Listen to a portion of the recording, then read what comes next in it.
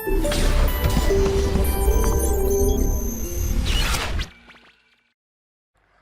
Students, तो 11th class में बिल्कुल बेसिक चैप्टर से अपन शुरू करेंगे और सबसे पहला चैप्टर अपना होगा बेसिक मैथमेटिक्स।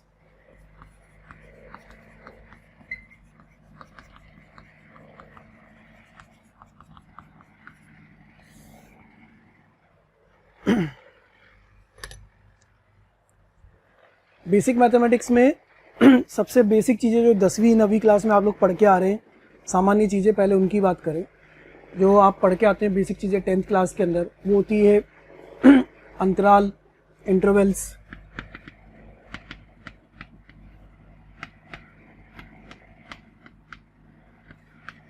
है ना। इंटरवल्स पढ़ते हो, कुछ भी चीज़ अगर आप लिखते हो, कोई परिधि लिखते हो संख्याओं के लिए, तो वो किससे बताई जाती है? अंतराल से बताई जाती है। अंतराल कैसे होंगे? दो तरह के होते हैं, एक होता है क्लोज्ड और एक होता है ओपन। क्लोज्ड वाला आपको कुछ ऐसा दिखता है और ओपन वाला आपको कुछ ऐसा दिखता है। इनका अर्थ क्या होता है? पहले उनके अर्थ की बात करें, इनका मतलब क्या होता है ना। जैसे मान लो लिखा हुआ है कि x 2 से छोटा है और 1 से बड़ा है। बेटा ये तो सब समझते हैं, ये चीज़ तो सब जानते हैं, है ना, सबको पता है ये तो, कि x जो है वो 1 से बड़ा है और 2 से छोटा है। इसका मतलब 1 से थोड़ा सा बड़ा और 2 से थोड़ा सा छोटा, वहाँ तक ही चलेगा, लेकिन 2 नहीं होगा और 1 भी नहीं होगा। तो ये कहाँ से कहाँ तक जाएगा? 1 से लेकर के 2 तक जाएगा। तो जब इसको लिखेंगे ना, तो इसको हम क्या लिखेंगे कि x बिलोंग्स टू 1 से 2। x कहाँ से कहाँ तक? 1 से 2। तो इसमें आता है ये ओपन इंटरवल, है ना। लेकिन अगर इसी चीज़ को ऐसे लिख दें, इसका मतलब क्या हुआ? 1 या 1 से बड़ा तथा 2 या 2 से छोटा। तो इसका अर्थ हुआ कि 1 भी आएगा और 2 भी आएगा। तो जब इसको लिखेंगे ना बेटा, तो इसको लिखेंगे 1 से 2 कुछ इस तरह से। तो इसका अर्थ हुआ कि 1 को और 2 को भी सम्मिलित करना है, उनको भी इंक्लूड करना है। इसका मतलब है कि 1 को और 2 को इंक्लूड नहीं करना है, 1 से बड़ा तथा 2 से छोटा चलना है ना। मान लो ऐसा लिखा है, इसका अर्थ क्या हुआ? 1 या 1 से बड़ा तथा 2 से छोटा, मतलब 1 को तो लेंगे लेकिन 2 को साथ में नहीं लेंगे। तो जब इसको लिखेंगे तो बेटा 1 पर तो क्या लगेगा? क्लोज्ड वाला बड़ा वाला ब्रैकेट, और 2 पर कौन सा लगेगा? छोटा वाला ब्रैकेट, ये वाला ब्रैकेट लग जाएगा। तो 1 या 1 से बड़ा तथा 2 से छोटा, अगर ऐसा लिखा हुआ है, अब तो सबको समझ में आ रहा है कि इसका मतलब क्या है। इसका मतलब क्या हुआ कि 1 से बड़ा तथा 2 तक, 2 को भी सम्मिलित करना है। तो ये क्या बन जाएगा? 1 से लेकर के 2 तक। अच्छा, जो ये वाले ओपन इंटरवल होते हैं ना, इनको बोलते हैं सममित विवृत। तो इसको कुछ इस तरह से भी लिख देते हैं कभी कभी, लेकिन सामान्य तौर पर तो यही लिखा हुआ मिलेगा। कहीं कहीं पे आपको ये वाले ब्रैकेट मिल सकते हैं। तो अगर लिखा हुआ है 3 से 10 तक, इसका मतलब क्या हुआ? 3 से बड़ा तथा 10 या 10 से छोटा। तो आप इसको क्या लिखोगे? 3 से 10 तक। 10 पर क्या आएगा? क्लोज्ड बड़ा ब्रैकेट आएगा, और 3 पर कौन सा आएगा? स्मॉल ब्रैकेट, छोटा ब्रैकेट आएगा। ठीक है। तो ये जो अंतराल है, अंतराल हमें मालूम होनी चाहिए। 9वीं 10वीं में हम इसका प्रयोग कर चुके होंगे थोड़ा बहुत समीक्षा में, अंतराल लिखने में, परिधि लिखने में, लेकिन अभी हम एक बार फिर से रिवाइज करते हुए चल रहे हैं आगे। इसका मतलब हमें मालूम होना चाहिए कि कौन सी चीज़ क्या बताना चाह रही है। अच्छा, एक ब्रैकेट और होता है, ये वाला मझला ब्रैकेट। ये क्या कहता है? ये कहता है कि सिर्फ और सिर्फ इस संख्या को साथ में लेके चल रहे हैं। जैसे लिखा है x बिलोंग्स टू 2, इसका मतलब हुआ x बराबर 2। x सिर्फ क्या होगा? 2 होगा। इस ब्रैकेट का मतलब क्या है? सिर्फ x का मान 2 है। जैसे आपके पास लिखा हुआ है x बिलोंग्स टू 2 से 10 तक यूनियन 12। इसका अर्थ क्या हुआ? एक तो पहले ये चिन्ह क्या है? इसका अर्थ हुआ तथा। इसका अर्थ क्या हुआ? तथा। बोलते क्या है इसको? यूनियन, है ना। इसका मतलब क्या है? x का मान 2 से 10 तक जाएगा तथा 12 भी होगा। तो हम इसको क्या लिखेंगे? x 2 या 2 से बड़ा तथा 10 या 10 से छोटा, तथा x कितना भी होगा, साथ ही साथ 12 भी होगा। x का मान 2 या 10 से 10 तक जाएगा तथा 12 भी आएगा। 12 इस अंतराल में नहीं आ रहा था, इसलिए उसको अलग से लिखना पड़ेगा। लेकिन सिर्फ संख्या 12 है, 12 से 14 होता तो अंतराल लिख देते, लेकिन अब अंतराल तो है नहीं, अपना सिर्फ एक संख्या है, तो क्या लिखेंगे 12। मान लीजिए ऐसा लिखा हुआ है x बिलोंग्स टू 1 2 3, इसका अर्थ क्या है? इसका अर्थ क्या है? इसका अर्थ 1 से 2 या 2 से 3 नहीं है, इसका अर्थ क्या है? 1 2 तथा 3। मतलब कौन कौन सी संख्याएं? सिर्फ 3 संख्याएं, x बराबर 1, x बराबर 2 और x बराबर 3। सिर्फ इन 3 संख्याओं को सम्मिलित करते हुए चलना है। ये है अंतराल वाली बात, जिनका हमें प्रयोग करना पड़ेगा जब हम कोई परिधि लिख रहे होंगे, कोई परिसर लिख रहे होंगे किसी सवाल के अंदर, तब हमें इनका प्रयोग करना पड़ेगा, इन अंतरालों का प्रयोग करना पड़ेगा। 3 तरह के अंतराल, एक छोटे ब्रैकेट में आएगा, एक बड़े ब्रैकेट में आएगा, एक मझिले ब्रैकेट में आएगा। छोटे ब्रैकेट में आएगा मतलब उन संख्याओं को, कॉर्नर वाली संख्याओं को सम्मिलित नहीं करना है। बड़े ब्रैकेट में आएगा, इसका मतलब कॉर्नर वाली संख्याओं को सम्मिलित करना है। और बेटा अगर इस वाले ब्रैकेट में आएगा तो सिर्फ और सिर्फ और सिर्फ उस संख्या को ही लेना है, उसके आसपास या उसके बीच के नंबर को नहीं लेना है। यह है इसका अंतराल का मतलब। ठीक है, क्लियर इतनी बात? आप चाहे तो इसको नोट कर सकते हैं। ओके, नेक्स्ट इसके बाद अपन बात करते हैं नंबर सिस्टम की, है ना।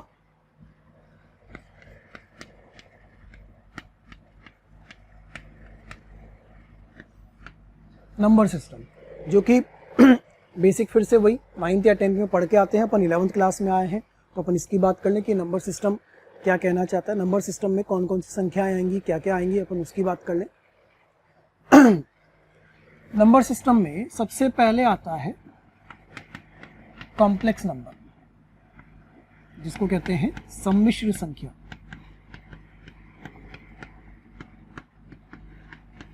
क्या कहते हैं इसको? कॉम्प्लेक्स नंबर, सम्मिश्र संख्या। इसको C से बताया जाता है ना, और कभी कभी इसको Z से भी बताया जाता है। दोनों में से कोई सा भी कभी कभी मिल जाता है।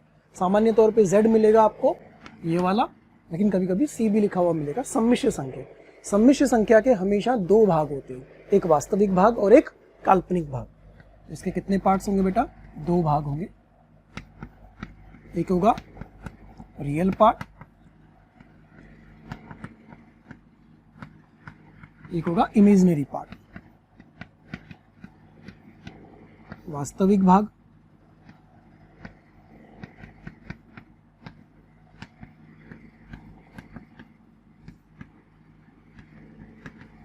काल्पनिक भाग। सम्मिश्र संख्या जब भी बनेगी, कॉम्प्लेक्स नंबर जब भी बनेगा, तो 2 चीजों से बनेगा, एक वास्तविक भाग होगा और एक उसका काल्पनिक भाग होगा। दोनों से मिलकर के एक सम्मिश्र संख्या बनेगी। तो जब z को लिखते हैं ना, तो z को लिखते हैं x प्लस आयोटा y। ये क्या है?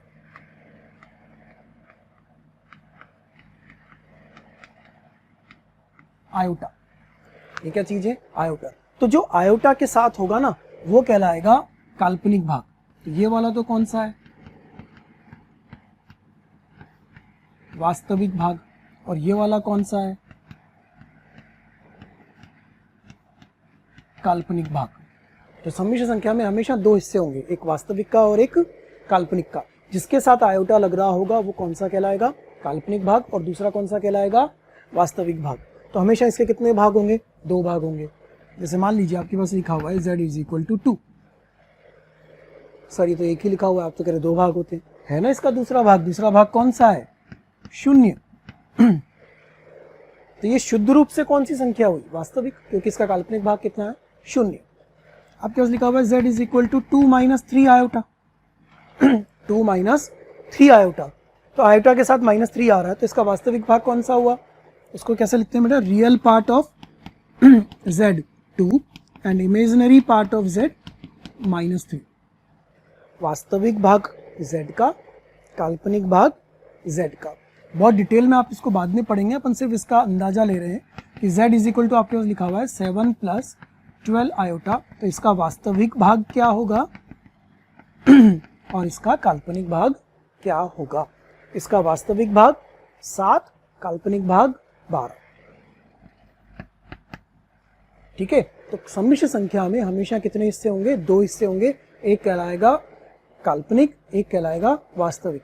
ऐसा नहीं कि वास्तविक को पहले लिखते हैं, काल्पनिक को बाद में लिखते हैं, नहीं। जिसके साथ आयोटा लगा है वो काल्पनिक है, जिसके साथ आयोटा नहीं लग रहा है वो वास्तविक बन जाएगा। तो सम्मिश्र संख्या वास्तविक और काल्पनिक से मिलती है। काल्पनिक भाग का आगे कोई भी पार्ट नहीं है वास्तविक संख्या के आगे फिर दो भाग होते हैं।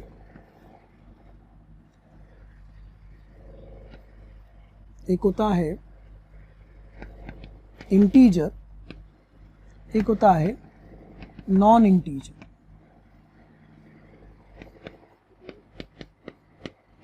पूर्णांक, एक अपूर्णांक। एक होगा पूर्णांक संख्या और एक होगा अपूर्णांक संख्या। जो पूर्णांक संख्या होती है उसको हम आई से डिनोट करेंगे, इसको किसी से भी डिनोट नहीं करेंगे। पूर्णांक संख्या समझते हैं सब, वास्तविक संख्या तो सारे जानते हैं। एक्स एक्सिस, एक्स अक्ष होती है, पूरी एक नंबर लाइन होती है एक्स अक्ष, है ना। बीच में जीरो होता है। अगर आप इधर जाओगे तो नेगेटिव मिलेंगे, इधर जाओगे तो पॉजिटिव मिलेंगे, है ना।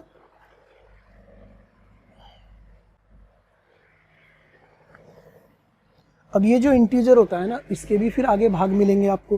परिमेय संख्या, अपरिमेय संख्या, सम संख्या, विषम संख्या, अभाज्य संख्या, प्राकृतिक संख्या, पूर्ण संख्या, तरह तरह के भाग आपने इसमें पढ़े हुए हैं, बेसिक्स जो बचपन में आप पढ़ के आ रहे हैं ना।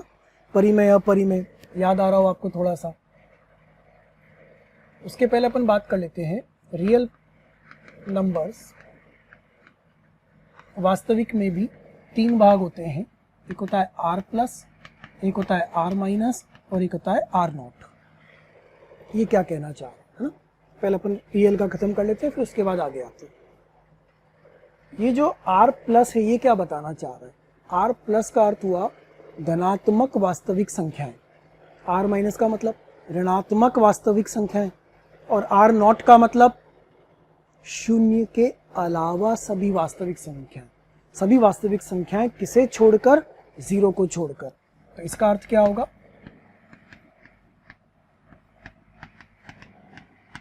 धनात्मक वास्तविक संख्याएं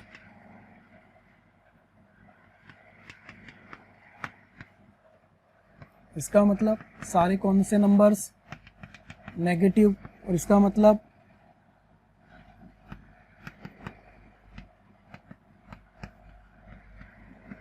जीरो के अलावा सभी। जीरो के अलावा सभी संख्याओं को इसमें ले सकते हैं आर नॉट में। तो जब आर प्लस को लिख रहे होंगे तो हम क्या लिखेंगे, माइनस अनंत से लेकर के अनंत तक, ऐसा लिखेंगे क्या, नहीं, इसमें तो सारे नेगेटिव भी आ गए। तो फिर कहाँ से लिखेंगे, जीरो से। अब सही है क्या, हाँ, जीरो से बड़े जो भी नंबर होंगे सबके सब कौन से होंगे, पॉजिटिव होंगे। अच्छा, जब इसमें लिखेंगे तो कौन से लिखेंगे, माइनस अनंत से लेकर के कहाँ तक, जीरो तक। और जब इसमें लिखेंगे तो कौन से लिखेंगे, इसमें लिखेंगे माइनस अनंत से जीरो तक, यूनियन जीरो से अनंत तक, और हम ऐसा कह सकते हैं माइनस अनंत से अनंत तक किसे घटाकर, जीरो को घटाकर, जीरो को छोड़ के। अच्छा एक चीज बताएं, जीरो जो होता है वो जीरो, शून्य, वो क्या है, वो धनात्मक है या ऋणात्मक है। शून्य होता है, सोचो, शून्य धनात्मक है या ऋणात्मक है। जीरो ना तो पॉजिटिव में काउंट हो रहा है और ना ही नेगेटिव में काउंट हो रहा है। इसका मतलब जीरो पॉजिटिव भी नहीं है और नेगेटिव भी नहीं है। तो जीरो को हम क्या कहेंगे, जीरो ना धनात्मक संख्या में काउंट होता है और ना ही ऋणात्मक संख्या में काउंट होगा। जीरो अपने आप में एक अलग कहानी है।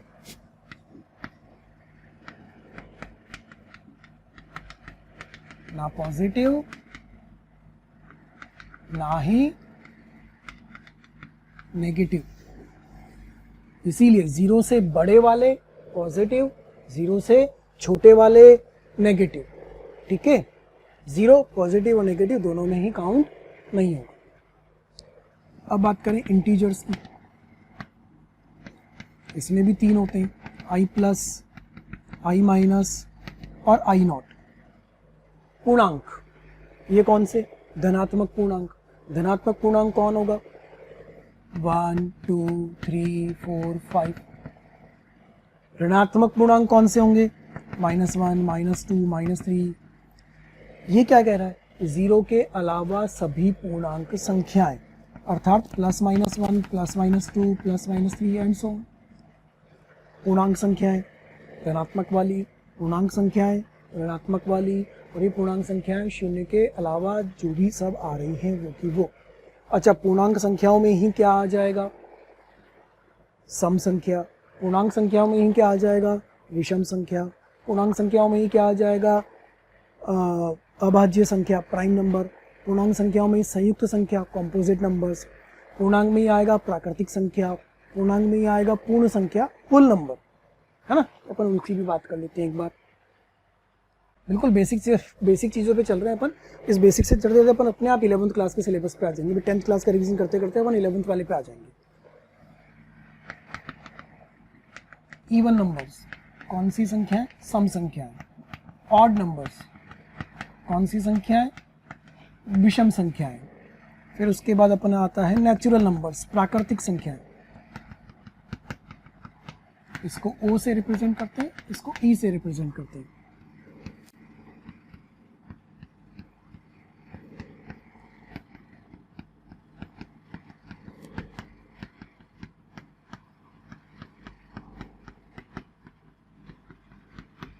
पूर्ण संख्या है, whole numbers. Even number 2, 4, 6। Odd number 1, 3, 5, 2 से भाज्य सम संख्याएं। बाकी जो बच गई वह विषम संख्या है। Natural numbers 1, 2, 3, 4। पूर्ण संख्याएं 0 से शुरू होंगे तो क्या ये सबके सब पूर्णांक संख्याओं के ही भाग? क्या इसमें नेगेटिव आता है? नहीं। क्या इसमें नेगेटिव आता है? नहीं। क्या इसमें नेगेटिव आ सकता है? हाँ। क्या इसमें नेगेटिव आ सकता है? हाँ। लेकिन क्या प्राकृतिक संख्याओं और होल नंबर में कभी भी नेगेटिव आएगा? नहीं।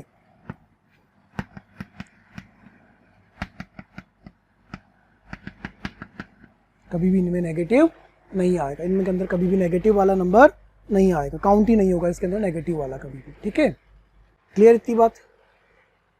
इसमें एक अभाज्य संख्या है, अपन उसको भी लेते हैं। अच्छा, एक होता है रैशनल नंबर और एक होता है इरैशनल नंबर। परिमेय संख्या और अपरिमेय संख्या, है ना। अपन जो लिख रहे थे, कॉम्प्लेक्स नंबर आया सबसे पहले।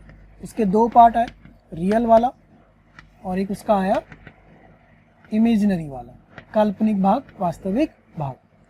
फिर इस रियल के दो पार्ट होंगे, एक होगा परिमेय, एक होगा अपरिमेय, है ना। ये होगा रैशनल और ये होगा इरैशनल। इसका तो आगे कोई भाग नहीं है, इसका भी आगे कोई भाग नहीं। फिर इसमें अपने को दो चीज मिल रही है, एक इंटीजर, एक नॉन इंटीजर, है ना। तो इसके अंदर जो वास्तविक संख्या है उसमें परिमेय अपरिमेय मिलेगी। फिर परिमेय के भाग आएंगे पूर्णांक और अपूर्णांक। फिर पूर्णांक में अपने को ये सारे मिलते चले जाएंगे। तो ये परिमेय वाला क्या होता है अपन उसको समझ लेते हैं। परिमेय को डिनोट करते हैं Q से और इसको डिनोट करते हैं Q की पावर C इससे। अपरिमेय संख्या, ये कौन सी संख्या है? परिमेय संख्या। और ये कौन सी संख्या है? अपरिमेय संख्या, है ना। ये क्या होती है अपन इसको समझ लेते हैं।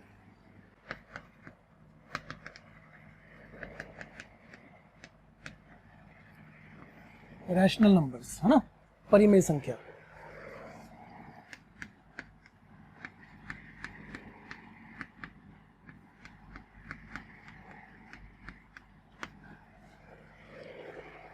परिमेय संख्या के लिए तीन अलग अलग परिभाषाएं हैं। यदि किसी संख्या को P/Q के रूप में लिखा जा सकता है, किसके रूप में बेटा? P/Q के रूप में लिखा जा सकता है, तो वो परिमेय संख्या होगी जहां पर ये P और Q क्या होने चाहिए? पूर्णांक होने चाहिए। P और Q क्या होने चाहिए? पूर्णांक होने चाहिए।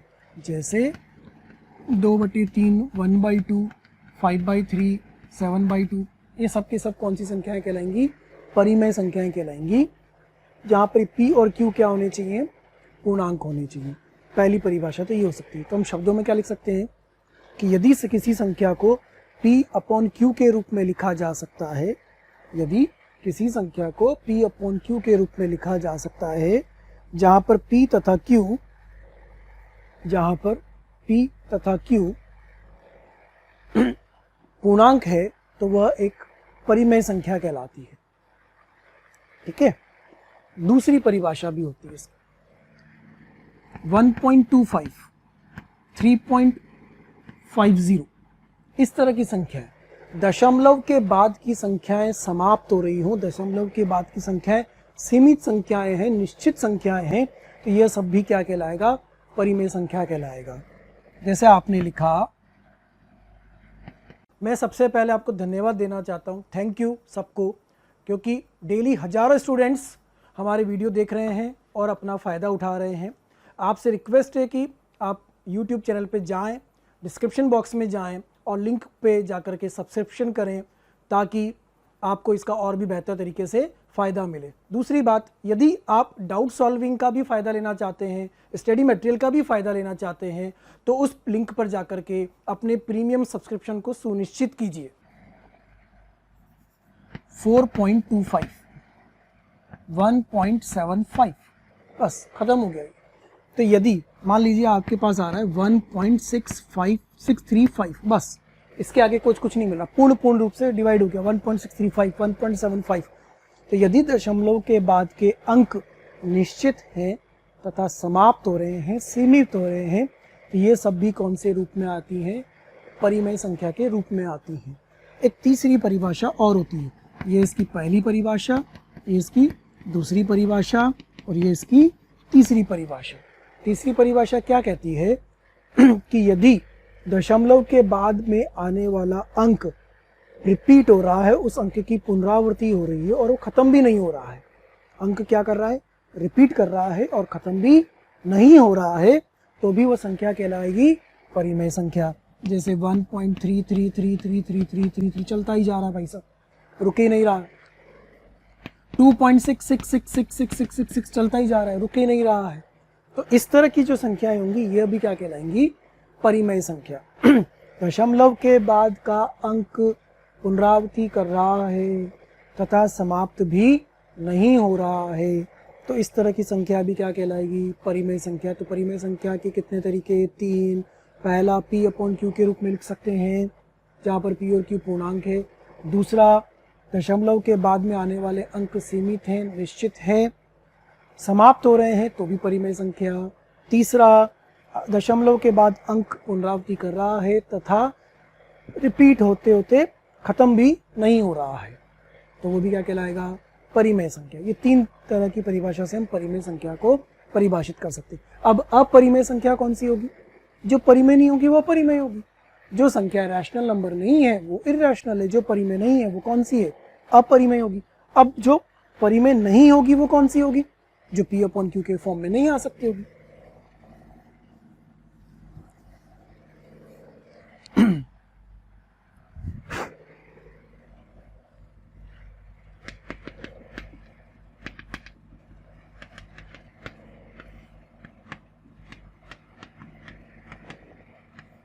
अपरिमेय,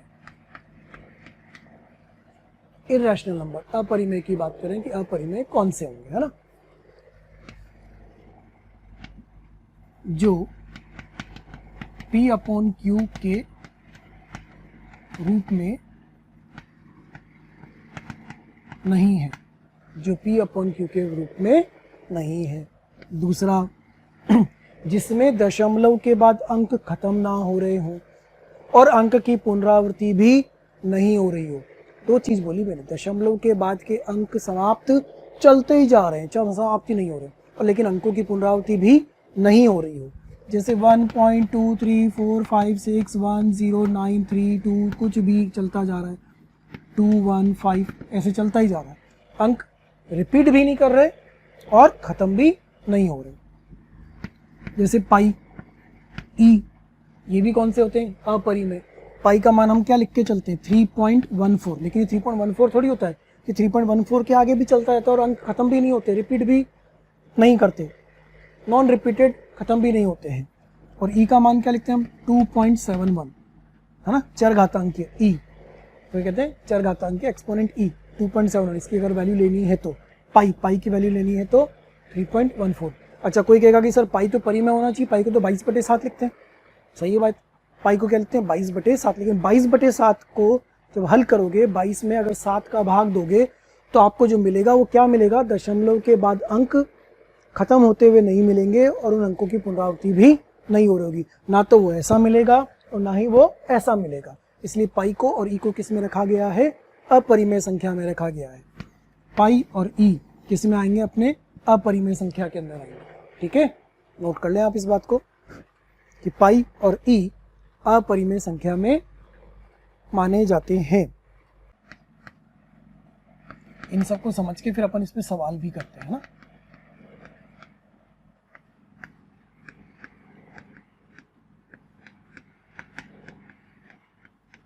अभाज्य संख्या, प्राइम नंबर्स, ये कौन सी संख्या होती है? क्या अभाज्य संख्या नेगेटिव होती है? नहीं। क्या अभाज्य संख्या 0 से बड़ी होती है? हाँ। क्या अभाज्य संख्या 1 से बड़ी होती है? हाँ। तो अभाज्य संख्या में क्या 1 आता है? ना। अभाज्य संख्या कौन सी होती है? 2 या 2 से बड़ी वह सभी प्राकृतिक संख्या। क्या बोला मैंने? 2 या 2 से बड़ी वह सभी प्राकृतिक संख्या। इसका दशमलव में कभी भी नहीं आएगा, नेगेटिव में कभी भी नहीं आएगा। 2 या 2 से बड़ी सभी प्राकृतिक संख्याएं जो स्वयं से विभाजित हो तथा 1 से विभाजित हो। मैं फिर से बोल रहा हूं, 2 या 2 से बड़ी सभी प्राकृतिक संख्याएं जो स्वयं से विभाजित हो तथा 1 से विभाजित हो, वो क्या कहलाएंगी? अभाज्य संख्याएं कहलाएंगी, प्राइम नंबर कहलाएंगे।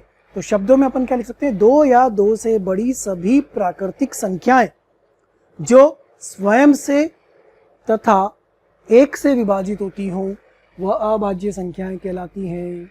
क्या उनमें किसी और का भाग जा सकता है स्वयं के 1 के अलावा? नहीं। क्या वो नेगेटिव होंगी? नहीं। क्या वो दशमलव में होंगे? नहीं। ठीक है, तो लिखना शुरू करेंगे तो क्या 2 को लेंगे? हाँ, 2 या 2 से बड़ी बोला है सर आपने।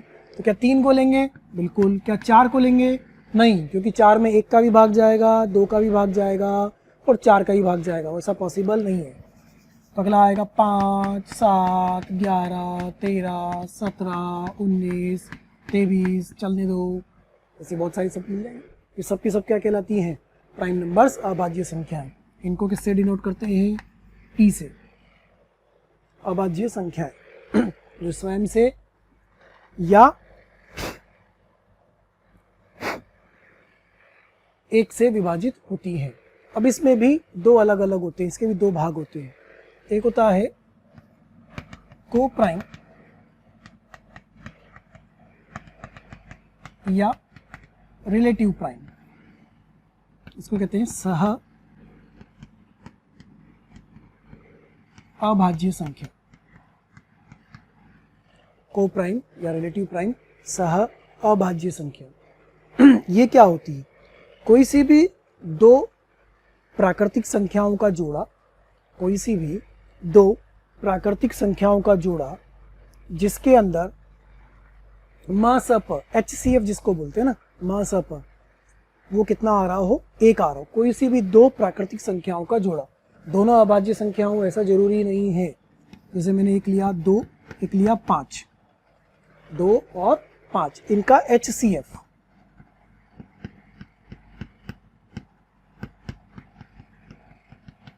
वो कितना आना चाहिए? 1। इसका मतलब दोनों का कॉमन फैक्टर, हाईएस्ट वाला, बड़ा वाला कॉमन फैक्टर क्या आना चाहिए? 1। तो 2 और 5 दोनों में कॉमन कितना है? 1 ही कॉमन है, उसके अलावा और कुछ कॉमन नहीं है। लेकिन क्या मैं यहाँ पर 2 और 9 लिख सकता था? क्यों सर, आप तो कह रहे हैं कि अभाज्य संख्या पढ़ रहे हैं।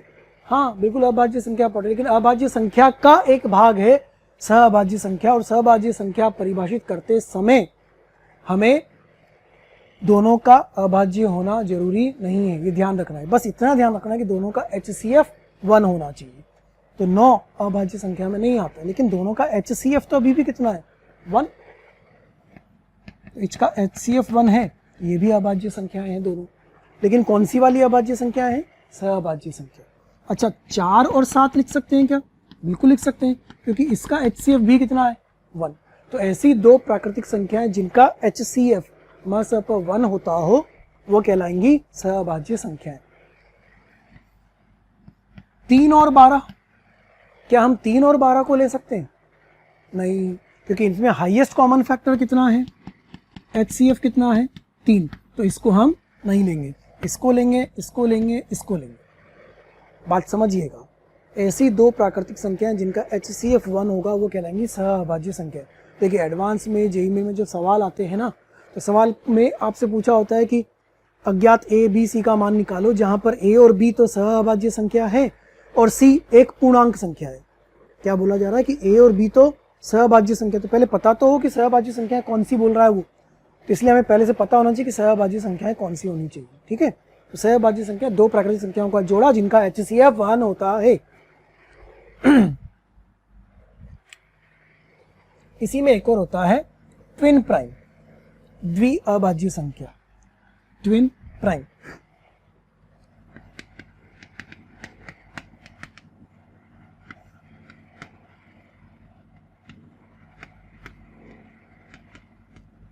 द्विअभाज्य ट्विन प्राइम, ये भी जोड़ा ही है, ये भी जोड़ा ही है, लेकिन ये कौन सी संख्याओं का जोड़ा होगा? अब दो अभाज्य संख्याओं का जोड़ा होगा।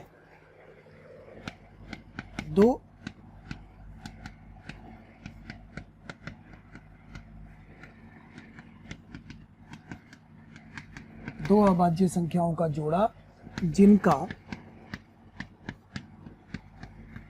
अंतर कितना हो? 2।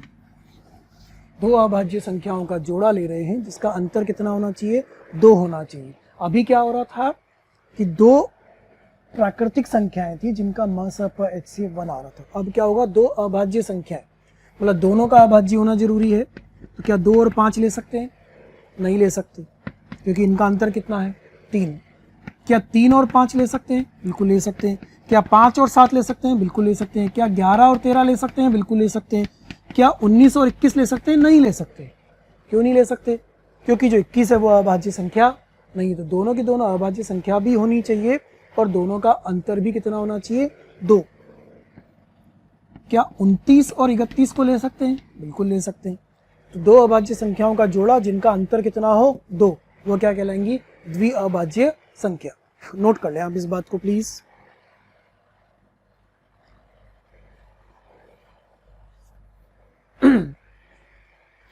दोनों में अंतर है, ये भी जोड़ा है वो भी जोड़ा है। ये कोई सी भी दो प्राकृतिक संख्याओं का जोड़ा है जिनका MSP 1 है, ये कोई सी भी दो अभाज्य संख्याओं का जोड़ा है जिनका अंतर 2 है। अगला है कॉम्पोजिट नंबर्स, संयुक्त संख्या। ये कौन सी होती है? कॉम्पोजिट नंबर, संयुक्त संख्या। संयुक्त संख्याएं वह संख्याएं होती हैं जो प्राकृतिक संख्या हो, एक से बड़ी हो और जिसके कम से कम 3 भाजक हो। क्या हो? जिसके कम से कम 3 भाजक हो।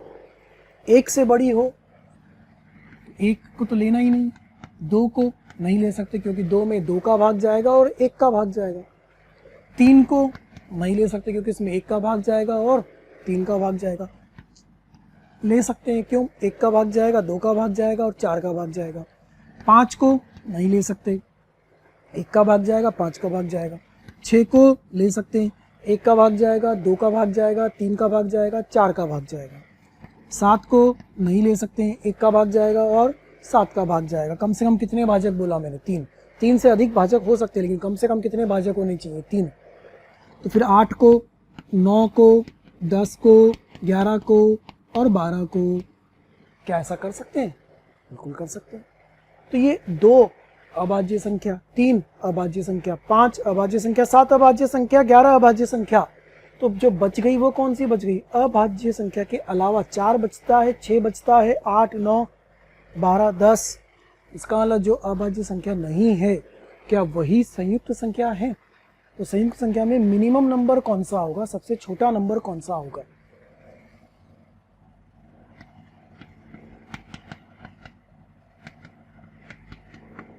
पहली बात, जो संयुक्त संख्याएं होंगी वो कहां से शुरू होंगी?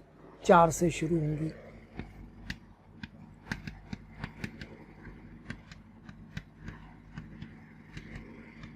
कम से कम उसके कितने भाजक होने चाहिए?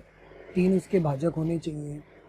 तो हम क्या लिख सकते हैं? 4, उसके बाद अगला 6, 8, 9, 10, 12, 14, 15, 16।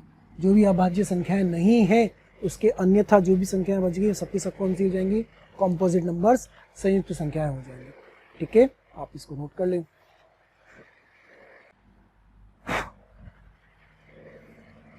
तो सबसे पहले अपने पास आया था कॉम्प्लेक्स नंबर, इसके दो भाग बने थे, वास्तविक,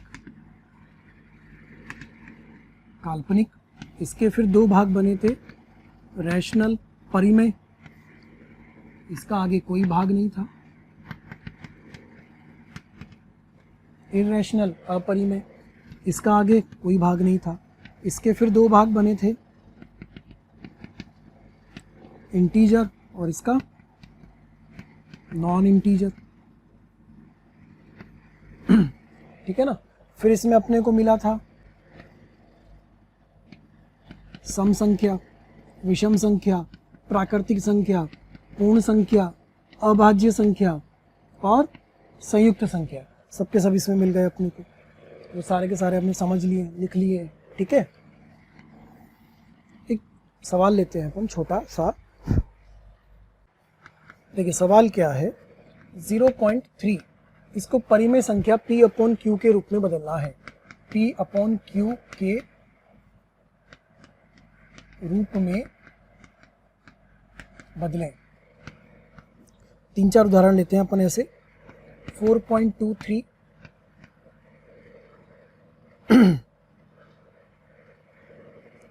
0.18 और एक और 1.523। इस तरह से इसको हमें किस में बदलना है, P/Q के रूप में बदलना है। P/Q के रूप में बदलना है, इसका मतलब परिमेय संख्या तो है ये, और इस परिमेय संख्या के 3 तरीके होते हैं। या तो परिमेय संख्या P/Q के रूप में होती है, या वो परिमेय संख्या में दशमलव के बाद के जो अंक होते हैं वह रुक नहीं रहे होते हैं, लेकिन अंकों की पुनरावृत्ति हो रही होती है। तीसरा, अंकों की पुनरावृत्ति हो रही है, रुक भी नहीं रहा। तीनों चीज मैंने एक साथ बोल दी। अब इसको P/Q के रूप में लिखना चाहते हैं, पहले को लिखते हैं। 2 तरीके होते हैं इसको करने के। एक तरीका तो गुणोत्तर श्रेणी APGP में आता है, और दूसरा अपन अभी सिंपल मेथड जो समझते हैं यहाँ पर, जैसे x = 0.3 बार। ये है, ये जो ऊपर बार लगा हुआ है ना, बार, इसका मतलब क्या है, इसका मतलब है x = 0.3333333 चलता ही जा रहा है। ठीक है, तो आप ये देख लीजिए कि दशमलव के बाद जो अंक है वह कितने स्थान के बाद बढ़ रहा है, आ रहा है, 1 के बाद आ रहा है, तो हम इसको 10 से गुणा करते हैं, तो 10 × x 3.3333 ऐसा हो। इसके नीचे x को लिखा तो वो होगा 0.3333। क्या ये दोनों एक जैसे बन गए? यही हमारा मकसद है कि हम P/Q के रूप में लाना चाहते हैं। तो P/Q के रूप में आने के लिए P और Q क्या दोनों ही पूर्णांक होने चाहिए? बिल्कुल होने चाहिए। तो अगर P और Q दोनों ही पूर्णांक होने चाहिए तो जो दशमलव का भाग है वो कट जाना चाहिए, कैंसिल हो जाना चाहिए हल करते समय। अब इसमें से इसको माइनस करा, इधर आएगा 9x, बेटा इधर आएगा 3, तो x कितना आ जाएगा 3/9, तो x की वैल्यू कितनी आ जाएगी 1/3। मिल गया आंसर 1/3। क्या P/Q के रूप में आ गया? बिल्कुल आ गया। इसको बदल के देखते हैं 4.23 वाले को, एक समझते हैं, फिर से आप खुद से ट्राई करना। x = 4.23232323 चलता ही जा रहा है। तो हमारा मकसद क्या है कि जो अंक रिपीट हो रहे हैं वो कहाँ से रिपीट होना शुरू कर रहे हैं। क्या यहाँ से रिपीट हुआ? नहीं। क्या यहाँ से रिपीट हुआ? नहीं। क्या यहाँ से रिपीट हुआ? हाँ। तो कितने अंकों के बाद रिपीट होना शुरू हुआ? 2 के बाद। तो गुणा किसका करेंगे? 100 का। इकाई, दहाई, सैकड़ा समझते हैं ना। तो हम कितने अंकों के बाद रिपीट हुआ? 2 के बाद। तो किसका गुणा करेंगे? 100 का। तो हम लिखेंगे 100 × x = 423.2323। ऐसा चलेगा। इसके नीचे x को लिखते हैं, तो 4.232323। मकसद समझ गए आप? हमारा मकसद क्या था कि जो दशमलव वाला भाग है वो कट के हट जाए। देखिए क्या दोनों तरफ एक जैसा मिल रहा है? बिल्कुल मिल रहा है। घटा दें इसमें से, तो ये आ जाएगा 99x बराबर, इधर तो पूरा कट गया, ये तो दशमलव वाला भाग तो कैंसिल हो गया, इधर भी दशमलव वाला भाग पूरा कैंसिल हो गया था। बचा क्या था आपके पूर्णांक संख्या, तो 423 में से 4 गया तो 419, तो x का मान आ जाएगा 419/99। 419 में 99 का भाग देंगे तो हमें मिलेगा 4.232323। ये आ गया आपको P अपॉन Q के रूप में बदलने का तरीका। अब इसको नोट करिए, पहले वाले को, दूसरे को नोट करिए और उसके बाद तीसरा और चौथा ट्राई करिए। प्रयास करके देखिए कि तीसरा और चौथा आपसे बनता है कि नहीं बनता है। हाँ भाई, तीसरे वाले का आंसर क्या आया? थर्ड क्वेश्चन बना कि नहीं बना? आप लोगों से थर्ड क्वेश्चन सॉल्व हुआ कि नहीं हुआ? तीसरा। प्यारे बच्चों, कमेंट बॉक्स में रोज कमेंट्स आ रहे हैं कि सर इस टॉपिक पे वीडियो बना दीजिए या ये इस बारे में हमें समझाइए, हमारी ये शंका है इसको दूर कर दीजिए। तो मेरी आपसे रिक्वेस्ट है कि आप YouTube चैनल पे जाइए, उस पर सब्सक्राइब करिए और जो बेल आइकन है उसको हिट करिए ताकि नोटिफिकेशंस आपको मिलते रहें और कोई भी नोटिफिकेशन, कोई भी वीडियो आपसे मिस ना हो। मैं ऐसा आपसे इसलिए कह रहा हूँ क्योंकि जिन भी टॉपिक्स की, जिन भी डाउट्स की, जिन भी बातों के बारे में आप वीडियोस चाह रहे हैं वो ऑलरेडी हमने पोस्ट किए हुए हैं, अपलोड किए हुए हैं, लेकिन वो आपसे मिस हो जाते हैं क्योंकि आपके पास प्रॉपर्ली नोटिफिकेशन नहीं आ पाते हैं। इसीलिए आपसे कहा जा रहा है कि आप सब्सक्राइब करिए ताकि कोई भी वीडियो आपसे मिस ना हो और कोई भी शंकाएं आपकी ना रहें। चौथा, चलिए तीसरे वाले को समझते हैं क्या है। देखो x equal to 0.18 bar, x equal to 0.18181818 ऐसा है, ठीक है, चलता ही जा। सबसे पहला काम क्या था? कहाँ से रिपीट हो रहा है उसको चेक करना है ना। कहाँ से रिपीट हो रहा है चेक करते हैं भाई साहब। 1 8 1 8 कितने अंकों के बाद? 2 के बाद, तो गुणा किसका होगा? 100 का। 18.181818 लिख सकते हैं और यहाँ लिखेंगे x 0.181818 घटाएंगे ये वाला तो चला गया पूरा दशमलव के बाद वाला। तो 99x बराबर 18, x बराबर 18/99 मतलब 2/11। ये मिल गया हमें आंसर 2/11। क्या P अपॉन Q के रूप में आ गया? आ गया। क्या ये परिमेय संख्या था? क्या ये भी परिमेय संख्या है? ये परिमेय संख्या का दूसरा रूप है। P अपॉन Q का सवाल जो कह रहा था हमने उस रूप में बदल लिया। चौथा सवाल भी देखते हैं क्या लिखेंगे। चौथे सवाल में x बराबर 1.5232323, ठीक है। कहाँ से रिपीट हो रहा है देखते हैं। 5 2 3 2 3 यहाँ से रिपीट होना शुरू हुआ। तो कितने अंकों के बाद रिपीट हुआ बेटा? 3 अंकों के बाद। तो गुणा किससे करेंगे? 1000 से। अगर 1 अंक के बाद हुआ तो 10 से, 2 के बाद हुआ तो 100 से, 3 के बाद हुआ तो 1000 से। तो 1000 x बराबर 1523.232323 चलता ही जाए। अब जो लिखेंगे, हम चाहते हैं कि ये जो 2323 वाला भाग है यही हमें मिले उधर दशमलव के बाद, लेकिन अगर हम इस x को वापस लिख देंगे तो हमें तो मिलेगा 1.523। वो नहीं चाहिए, हमें क्या चाहिए? 2323 चाहिए। तो वो 2323 कब आएगा? जब इसको ऐसा ही लिख दें या इसको 10 से गुणा करके लिखें। हाँ भाई, किससे गुणा करके लिखें? 10 से। 10 से गुणा करेंगे तो अब क्या मिलेगा? 10x बराबर 15.232323 तरह चलता जाएगा। इसमें से इसको माइनस करो, घटाओ, इधर तो आएगा 990x। इधर ये क्या कैंसिल हुआ? हमारा मकसद ही क्या है? दशमलव के बाद वाला भाग पूरा कैंसिल हो जाए और वो संख्या किसमें बदल जाए? पूर्णांक में। तो 1523 में से किसको घटा देना है? 15 को। 1523 में से 15 को घटाया तो कितना आ गया? 23 13 8 1508। तो x बराबर कितना आ गया? 1508/990। 1508/990 ये मिल गया हमें P अपॉन Q के रूप में उस संख्या का हल। ठीक है, नोट कर लीजिए आप इसको। हाँ, तो नेक्स्ट अगले टॉपिक की बात करें अपन, how to find square root. वर्गमूल कैसे ज्ञात करेंगे, है ना। इसके पहले वाले तो कंप्लीट हो गए अपने। अपन अगले टॉपिक पे आते हैं कि वर्गमूल कैसे ज्ञात करेंगे।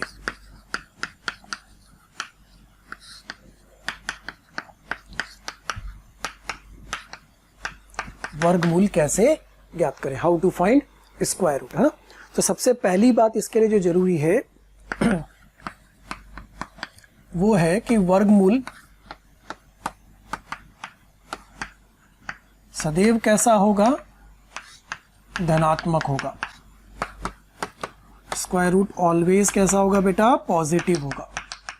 सदैव धनात्मक होगा, ऑलवेज पॉजिटिव होगा, वो कभी भी नेगेटिव नहीं आएगा। अगर आप अंडर रूट ले रहे हैं, इस वर्गमूल ले रहे हैं, तो आप रूट 4 को कितना लिखते हैं, 2 लिखते हैं ना। तो हमेशा ध्यान रखिएगा कि वर्गमूल हमेशा कैसा आएगा, ऑलवेज एक पॉजिटिव वैल्यू आएगी, कभी भी वो नेगेटिव वैल्यू नहीं आएगी। ठीक है, आप इस बात को भी ध्यान रखिएगा। सेकंड पॉइंट कि under root of x square लिख रहे हैं तो आप उसको क्या लिखेंगे, मॉड एक्स, मॉड मापांक,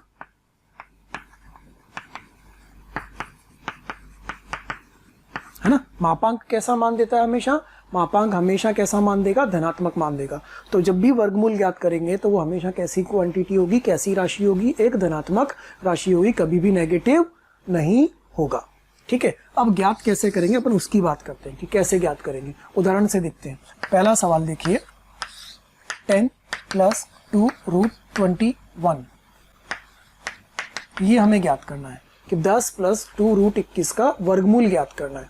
10 + 2 √ 21 का वर्गमूल ज्ञात करना है। तो इसको वर्गमूल को ज्ञात करने का तरीका, जो भी लिखा है वो एक अपरिमेय संख्या तो है, इसके अंदर आ रही है, देखो अपरिमेय संख्या। तो हम मान लेते हैं कि इसका वर्गमूल आएगा √a + √b के रूप में। अगर यहाँ माइनस होता तो माइनस के रूप में आता। a + b का होल स्क्वायर की फॉर्म में समझ लें उसको, या a - b के होल स्क्वायर की फॉर्म में समझ लें। तो यहाँ प्लस है तो यहाँ क्या लेंगे बेटा, प्लस। अब दोनों तरफ वर्ग कर दीजिए, स्क्वायरिंग बोथ साइड्स। दोनों तरफ क्या कर रहे हैं, वर्क कर रहे हैं। दोनों तरफ वर्क करेंगे तो अपने को मिलेगा 10 + 2 √ 21 बराबर √a + √b का होल स्क्वायर, और 10 + 2 √ 21 बराबर a + b + 2 √ ab। ठीक है, अब अगला काम क्या होगा, परिमेय संख्या को परिमेय संख्या से कंपेयर करेंगे और अपरिमेय संख्या को अपरिमेय संख्या से कंपेयर करेंगे। तो ये रही परिमेय संख्या, इसको हम कंपेयर करेंगे इस a + b से। ठीक है, अपरिमेय संख्या यह वाली, इसको कंपेयर करेंगे इससे। ठीक है, तो जब परिमेय को परिमेय से कंपेयर कर रहे हैं तो हमें मिल रहा है 10 बराबर a + b, एक समीकरण।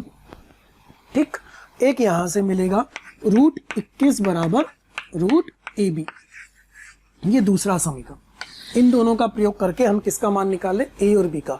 यदि a और b का मान मिल जाएगा, यदि a और b का मान मिल जाएगा तो अपना आंसर आ जाएगा। ठीक है ना। तो सबसे पहला काम तो इस √21 को तोड़े, √21 को तोड़ सकते हैं, √3 × √7, और ये किसके बराबर है बेटा, √a √b के। तो √21 को तोड़ दिया हमने √3 × √7 में। अब a + b का होल स्क्वायर है तो कोई सा भी a बन सकता है, कोई सा भी b बन सकता है। लेकिन अगर a - b का होता तो क्या छोटे में से बड़े को घटा सकते थे, नहीं घटा सकते थे। छोटे में से बड़े को घटाते तो नेगेटिव आ जाता, और नेगेटिव होगा नहीं क्योंकि हमेशा कैसा होगा, धनात्मक। तो बड़े में से छोटे को घटाएंगे। तो अगर आप प्लस वाला हल कर रहे हैं सवाल, तो कोई सा भी a कोई सा भी b, कोई फर्क नहीं पड़ रहा है। लेकिन अगर माइनस वाला आ जाता तो हम ध्यान रखेंगे कि अंतिम हल अपने पास कैसा आए, धनात्मक आए, ये ध्यान रखेंगे, है ना। तो यहाँ पर √a की वैल्यू हो गई √3 और √b की वैल्यू हो गई √7। ठीक, ये आंसर मिल गया हमें। अच्छा, a कितना आएगा इससे, 3, इससे हल करेंगे तो b कितना आएगा, 7। तो क्या a + b बराबर 10 भी आ रहा है, आ रहा है।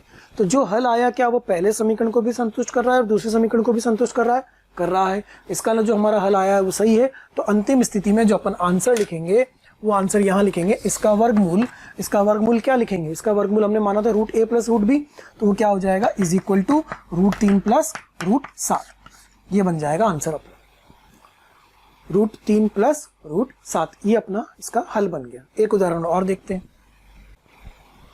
क्वेश्चन नंबर 2, 7 + 2 √10 का वर्गमूल ज्ञात करना है। 7 + 2 √10 का वर्गमूल ज्ञात करना है अपने को, है ना। अब वही सवाल है, प्लस का है, तो सबसे पहला काम क्या करेंगे, √7 + 2 √10 को √a + √b मान लेंगे, है ना। पहला स्टेप, इसको इसके बराबर मान लो। अगला स्टेप क्या होगा, दोनों तरफ वर्ग करना है, स्क्वायरिंग बोथ द साइड्स।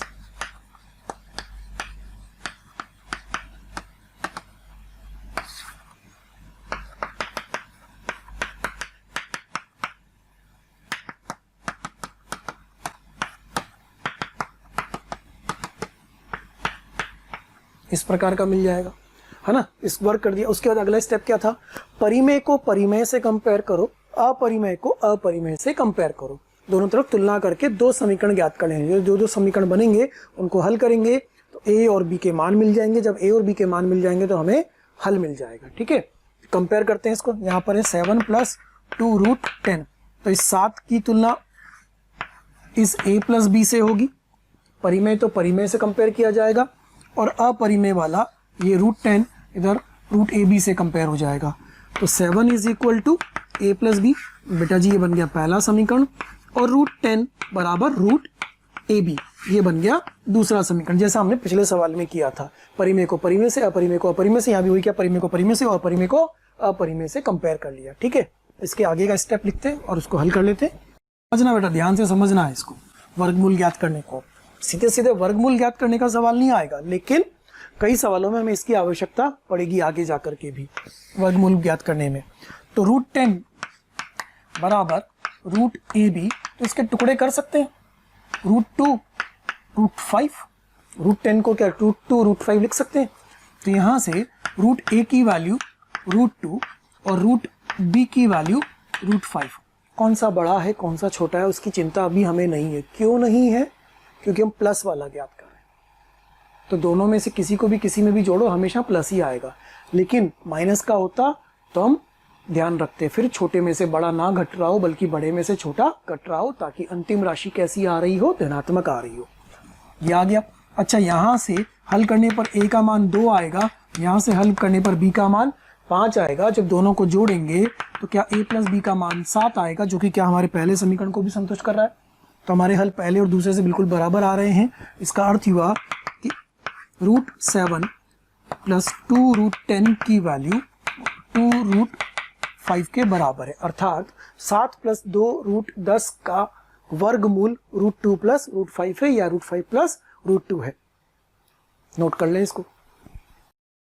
तीसरा सवाल लेते हैं, अब माइनस का लेते हैं, है ना। √7 - 2√10 को ज्ञात करना है, ये हमें ज्ञात करना है। प्रोसेस वही है, एक को √a एक को √b, लेकिन बीच में क्या लगेगा, अब माइनस लगेगा, है ना। तो 7 - 2√10 का वर्गमूल बराबर हमने मान लिया √a - √b। तो अब ये ध्यान रखें कि √a बड़ा होना चाहिए और √b छोटा होना चाहिए।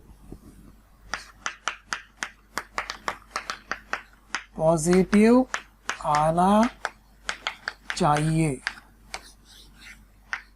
ध्यान रखें इस चेतावनी का। आंसर कैसा आना चाहिए, पॉजिटिव आना चाहिए। अब दोनों तरफ वर्क करेंगे, स्क्वायरिंग बोथ द साइड्स, इतना अंग्रेज तो हो, है ना। दोनों तरफ वर्क कर रहे हैं। तो 7 - 2√10 बराबर √a - √b का होल स्क्वायर, और 7 - 2√10 = a + b - 2√ab। मिल गया, ऐसा वर्क कर दिया जैसे पहले किया था भाई, वर्क कर दिया दोनों तरफ। अब क्या, परिमेय को परिमेय से तुलना करेंगे और अपरिमेय को अपरिमेय से।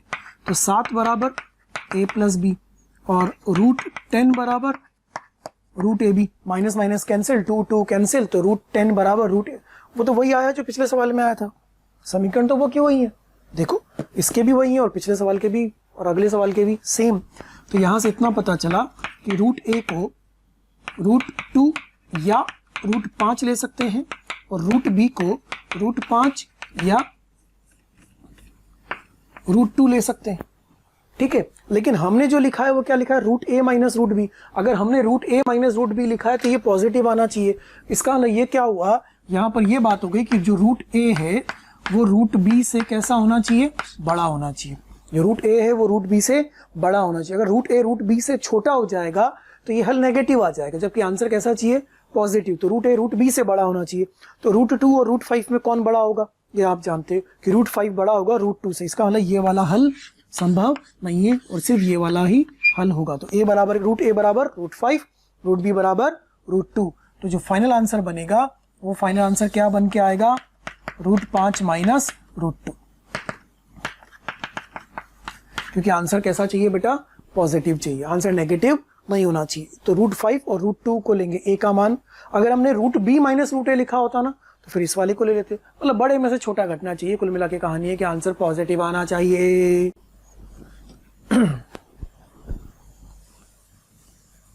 माइनस का चलो एक सवाल और लिखते हैं।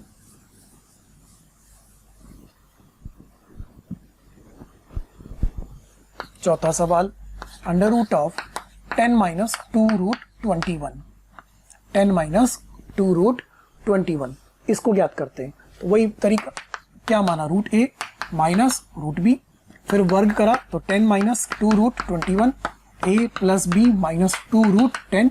तो बेटा यहाँ से मिलेगा 10 बराबर ए प्लस बी, एक समीकरण, और रूट 21 बराबर रूट ए बी है ना, रूट ए बी, ये दूसरा समीकरण। फिर यहां से तोड़ेंगे इसको, तो रूट 3 रूट 7 रूट ए रूट बी। अब रूट ए और माइनस रूट बी लिखा है तो कौन बड़ा होगा, रूट 7 है ना। तो root A equal to root 7, root B equal to root 3। क्यों, क्योंकि रूट ए किससे बड़ा होना चाहिए, रूट बी से बड़ा होना चाहिए। आंसर कैसा आना चाहिए, पॉजिटिव आना चाहिए। आंसर नेगेटिव नहीं आ सकता है, पॉजिटिव आना चाहिए। तो फाइनल आंसर क्या बन जाएगा, इसका हल क्या बन जाएगा, रूट 7 माइनस रूट 3। अगर रूट 3 माइनस रूट 7 लिख रहे हैं तो वो क्या है, गलत। आंसर कैसा आना चाहिए, ऑलवेज पॉजिटिव आना चाहिए, धनात्मक आंसर आना चाहिए, ऋणात्मक नहीं आना चाहिए। अगर कोई ऐसा लिख रहा है रूट 3 माइनस रूट 7, तो रूट 7 की वैल्यू 2 से भी बड़ी हो जाएगी, है ना, और रूट 3 की वैल्यू तो 2 से छोटी होती है, तो नेगेटिव आ जाएगा, जबकि ये क्या आएगा, पॉजिटिव। तो ये ध्यान रखें कि छोटे में से बड़ा ना घटे, बड़े में से छोटा घटे। तरीका आपको समझ में आया होगा। 2 सवाल मैंने प्लस के बताया, 2 सवाल आपको माइनस के बताया। एक सवाल और लेते हैं, आप ट्राई करिएगा उसको। क्वेश्चन नंबर 5, अंडर रूट के अंदर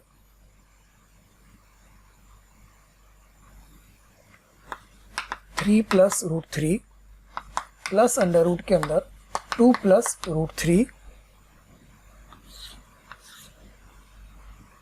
प्लस अंडर रूट के अंदर 7 प्लस अंडर रूट 48, इसका मान हमें ज्ञात करना है। 3 plus root 3, 2 plus root 3, 7 plus root 48, इसको हमें हल करना है। अब ये क्या हुआ, वर्गमूल 7 प्लस रूट 48 का, फिर वर्गमूल इस पूरे का, फिर वर्गमूल इस पूरे का। तो ऐसा नहीं कि बाहर वाला, सबसे पहले कौन सा वर्गमूल हल करना चाहिए हमें, अंदर वाला। सबसे पहले अंदर वाले वर्गमूल को हल करते हैं हम, और इस वाले को सॉल्व करके इसका आंसर यहाँ लिखते हैं। फिर अंदर एक वर्गमूल और आ जाएगा, फिर उसको हल करेंगे, फिर एक और आ जाएगा, फिर उसको हल करेंगे, है ना। तो 7 प्लस रूट 48 आप लोग ट्राई कर रहे हैं, तो चलिए आप कोशिश कर लीजिए, प्रयास कर लीजिए, आंसर ज्ञात करके देखिए कि क्या मिलता है आंसर, फिर अपन देखते हैं कि क्या आंसर आता है। पहला काम तो यही करा जाएगा इसको कि रूट ए प्लस रूट बी, प्लस है तो बीच में प्लस लिख दिया, दोनों तरफ वर्क कर लेते हैं। तो वर्क करने पर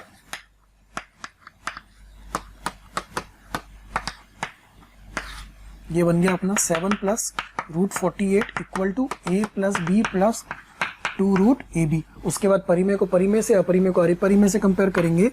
ए प्लस बी बराबर तो 7 बनना चाहिए, ठीक, और रूट 48 बराबर रूट ए बी बनना चाहिए। लेकिन रूट 48 बराबर रूट ए बी तब बन जाता जब यहाँ पर 2 होता। तो अगर आपने डायरेक्टली ऐसा लिख दिया तो ये गलत कर दिया, क्योंकि अगर अपरिमेय को अपरिमेय से कंपेयर कर रहे हैं तो हम इस 2 को कैंसिल करके कर रहे हैं, ये ध्यान रखना है। तो अगर इस 2 को कैंसिल करके लिख रहे हैं तो पहले रूट 48 को हम क्या लिख सकते हैं, हम इसको लिख सकते हैं 12 इंटू 4। तो क्या इसको रूट 12 लिख सकते हैं, बिल्कुल लिख सकते हैं। 16 इंटू 3 भी लिख सकते थे, तो हम इसको लिख रहे हैं रूट 48 को 2 रूट 12। अब 2 रूट 12 लिखने के बाद अगर कंपेयर करोगे ना तो वो सही आएगा। अगर आप डायरेक्टली कंपेयर करोगे ना तो वो गलत आ जाएगा। ऐसा नहीं कि अपरिमेय पद देखा, अपरिमेय देखा, डायरेक्टली कंपेयर कर दिया, नहीं, हम 2 कैंसिल करके कंपेयर कर रहे थे। पिछले दोनों सवालों में सब में 2 था, इसमें 2 नहीं था, तो पहले 2 में कन्वर्ट करोगे, फिर उसके बाद कंपेयर करोगे। अब कंपेयर करेंगे तो अपने पास एक समीकरण तो बना था a प्लस बी बराबर 7, और दूसरा बन रहा है 2 रूट 12 बराबर 2 को हटा दिया अब अपन ने रूट ए बी। ये बात समझ में आई कि 2 कहाँ चला गया, 2 इसके साथ कैंसिल हुआ है ना। तो रूट बराबर, तो इसको लिख सकते हैं रूट 3 इंटू रूट 4 रूट ए रूट बी। तो रूट ए की वैल्यू √3 और रूट बी की वैल्यू 2 आ गई। यदि आप हमारे वीडियोस को देख रहे हैं और आपको वो पसंद आ रहे हैं तो मेरी आपसे रिक्वेस्ट है कि आप उनको लाइक करें, सब्सक्राइब करें, शेयर करें, ताकि वो और भी ज़रूरतमंद विद्यार्थियों तक पहुंच सके और उसका लाभ वो उठा सकें। आपके प्यार और स्नेह को देखकर हमारी टीम मोशन की पूरी टीम हाईली मोटिवेटेड है और हमारा हमेशा पूरा प्रयास है और रहेगा कि आपको बेहतर से बेहतर कंटेंट प्रोवाइड करते रहें। इससे हल कर रहे हैं तो a बराबर 3 मिल रहा है, इससे हल कर रहे हैं तो b बराबर 4 मिल रहा है, तो a प्लस बी बराबर 7 भी आ रहा है, जो कि हमें चाहिए था। इसका मतलब इसका वर्गमूल हल हो गया। इसका वर्गमूल हल होके क्या मिला अपने को, यहाँ लिखते हैं अपन, तो √7 प्लस √48 बराबर मिला √3 प्लस 2। जो अंदर लिखा था ये कितना मिला, √3 प्लस 2, है ना। रूट बी की वैल्यू 2 आ गई। हाँ, √4 था, रूट बी की वैल्यू 2 आ गई और रूट ए की वैल्यू √3 आ गई। तो a की वैल्यू 3 आ गई और b की वैल्यू 4 आ गई, दोनों का योग 7। ये बन गया अपना हल। तो हम इसकी जगह अब क्या लिखेंगे, देयरफॉर अपना सवाल बनेगा 3 प्लस √3 प्लस रूट के अंदर 2 प्लस √3 प्लस, इसकी जगह अपन क्या लिख देंगे, अब इसकी जगह हम लिख देंगे 2 प्लस √3। ठीक है, ये जो हमने हल करा इसकी जगह ये वाला हमने लिख दिया। अब इस पूरे को हल करते हैं, हम इस पूरे को जोड़ देते हैं। तो इस पूरे को जोड़ रहे हैं तो क्या बन रहा है, 3 प्लस √3 प्लस रूट के अंदर 4 प्लस 2 √3, ये बन रहा है 4 प्लस 2 √3। इसको भी ध्यान से देखो तो क्या ये √3 प्लस 1 का होल स्क्वायर बन सकता है, देखो ध्यान से देखोगे तो दिखेगा √3 प्लस 1 का होल स्क्वायर क्या होगा, √3 का होल स्क्वायर प्लस 1 का होल स्क्वायर प्लस 2 √3, अर्थात 4 प्लस 2 √3। बन रहा है नहीं बन रहा है।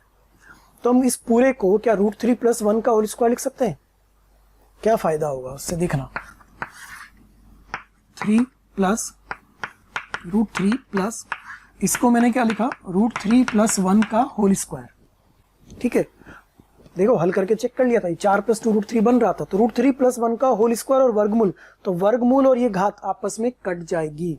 तो आपके पास क्या बचेगा अगले स्टेप में, 3 प्लस √3 प्लस √3 प्लस 1, बस इतना ही बचेगा। फिर इसको हल करोगे तो क्या आएगा, 4 प्लस 2 √3, अरे ये तो वही आ गया जो ये रहा, ये यहां भी काम आ रहा है और ये यहां भी काम आ रहा है, तो वही है √3 प्लस 1 का होल स्क्वायर। तो इसको लिखेंगे √3 प्लस 1 का होल स्क्वायर का अंडर रूट। तो अंतिम स्थिति में आंसर क्या मिला हमें, √3 प्लस 1। ये हमारा फाइनल आंसर बन गया। तो सबसे पहले अंदर वाले वर्गमूल को हल करना है, इस वाले वर्गमूल को हल करना है। हल करते समय जल्दबाजी नहीं करनी, ध्यान रखना है। अपरिमेय को अपरिमेय से कंपेयर कर रहे थे, लेकिन इस 2 का ध्यान रखते हुए कंपेयर करना है। तो 2 नहीं था तो मैंने पहले 2 बनाया, फिर कंपेयर करा, फिर सॉल्व करा। पहले इसका आंसर आया, फिर पूर्ण वर्ग वाले तरीके से। अगर पूर्ण वर्ग से नहीं करना चाहते तो आप √a प्लस √b मान के भी कर सकते हो उसको, उससे भी आ जाएगा ये। ठीक है, उससे भी हल हो जाएगा, कोई प्रॉब्लम नहीं है, उसके अंदर बन जाएगा उससे। सवाल question number 6, 4 plus 3 √5 upon 4 minus 3 √5 बराबर दिया है a plus b √5। Find a and b, a व b का मान ज्ञात करना है यदि ये समीकरण आपको दिया जा रहा है। 4 plus 3 √5 upon 4 minus 3 √5 equal to a plus b √5। देखा जाए तो वर्गमूल ज्ञात करने वाला सवाल नहीं है कि वैसे वर्गमूल पढ़ा रहे सर, चलो वर्गमूल निकालना शुरू करते हो। वर्गमूल कहीं नहीं है भैया जी, करना क्या पड़ेगा, परिमेयकरण करेंगे इसके अंदर, फिर हल करेंगे। हाँ, तो सबसे पहले ऊपर वाले पद को हटाने का प्रयास करना चाहिए कि नीचे वाले पद को हटाने का प्रयास करना चाहिए, नीचे वाले पद को। तो नीचे वाले पद का परिमेयकरण करते हैं, तो ये होगा 4, इसके संयुग्मी से उसके विपरीत चिन्ह वाले से गुणा भाग करते हैं, तो बनेगा 4 प्लस 3 √5 का होल स्क्वायर अपॉन 4 का होल स्क्वायर माइनस 3 √5 का होल स्क्वायर। तो 16 प्लस 3 √5 का वर्ग आ जाएगा 9 और 5 45, 9 और 5 45, ठीक है बिल्कुल सही, 45 प्लस 24 √5 अपॉन 16 माइनस 45, ये मिल गया हमें। इसको भी हल कर लेते हैं। 45 और 16 हो गया 61 प्लस 24 रूट 5 अपॉन माइनस 29। ऐसा मिल रहा है अपने को ये। तो कुल मिला के आया है 61 प्लस 24 रूट 5 अपॉन माइनस 29। तोड़ दें इसको दो अलग अलग टुकड़ों में, तो ये हो जाएगा 61 upon minus 61 upon 29 minus 24 upon 29 root 5। और इसको कंपेयर करते हैं अब इससे। अब इससे कंपेयर करेंगे इसको, तो हमें दिख रहा है ए की जगह यह वाला, बी की जगह यह वाला। तो ए बराबर कितना आ गया माइनस 61 अपॉन 29 और बी बराबर कितना आ गया माइनस 24 बटे 29। रूट 5 तो रूट 5 ही रह जाएगा। कंपेयर करोगे ए की जगह पर माइनस 61 अपॉन, बी की जगह माइनस 24 अपॉन 29। ये बन जाएंगे अपने आंसर। ठीक है बेटा, ये वर्गमूल याद करने का तरीका है। प्लस वाले में प्लस के लिखो, माइनस वाले में माइनस से लिखो। अंदर आ रहा है तो अंदर वाले को हल करो। सवाल मैंने बताया, उदाहरण मैंने आपको बता दी, ध्यान रखिएगा आप इसका। ठीक है, ओके। टॉपिक लेते हैं अपन डिविजिबिलिटी टेस्ट।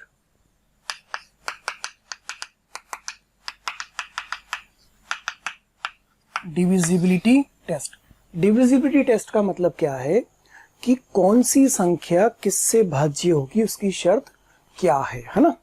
जैसे 2 से विभाजित होने की, 3 से, 4 से, 5 से, 6 से, 8 से, 9 से, 10 से। सोचोगे बीच में 7 कहाँ चला गया। 7 वाली भी शर्त है, लेकिन 7 वाली शर्त का मेथड थोड़ा लंबा होता है, उस पर सवाल आता भी नहीं, इसलिए नहीं बता रहा हूँ। 2 से विभाजित होने की संख्या क्या होती है, अंतिम अंक 2 से विभाजित होना चाहिए। अंतिम अंक 2 से विभाजित होना चाहिए। अंतिम अंक 0 हो, 2 हो, 4 हो, 6 हो, 8 हो। अंकों का योग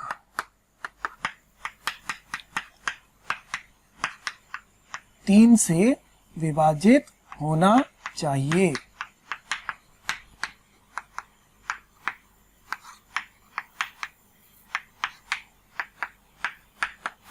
किसके लिए, 3 से विभाजित होने के लिए। अंकों का योग किससे विभाजित होना चाहिए, 3 से। योग कितनी बड़ी संख्या, उन सब अंकों को जोड़ दे तो वो 3 से विभाजित होना चाहिए। 4 से विभाजित होने की शर्त क्या होगी, अंतिम 2 अंक 4 से विभाजित होने चाहिए। अंतिम 2 अंक 4 से विभाजित होने चाहिए।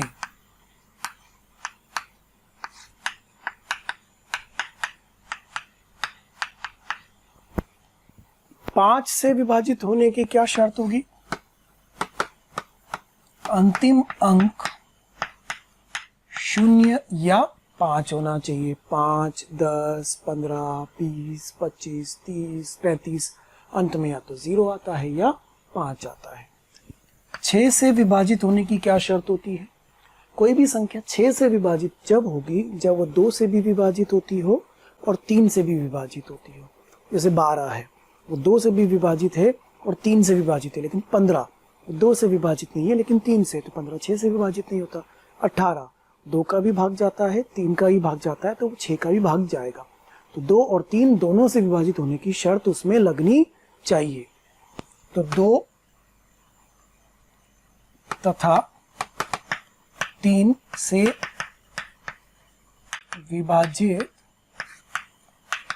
होने की शर्त पूर्ण होनी चाहिए, है ना। 2 तथा 3 से विभाजित होने की शर्त पूर्ण होनी चाहिए। अर्थात अंतिम अंक 2 से विभाजित होना चाहिए,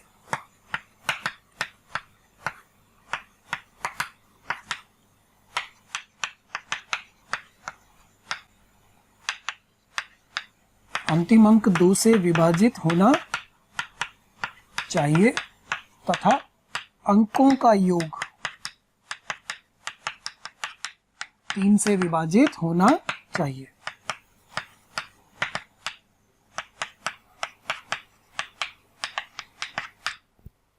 ठीक है, तो 2 की और 3 की दोनों की शर्त हमने एक साथ लिख दी, तो वो 6 से विभाजित होगा। 8 से विभाजित होने के लिए क्या शर्त होनी चाहिए, अंतिम 3 अंक, अंत में जो 3 अंक लिखे हैं वो तीनों अंक किससे विभाजित होने चाहिए? 8 से। अंतिम 3 अंक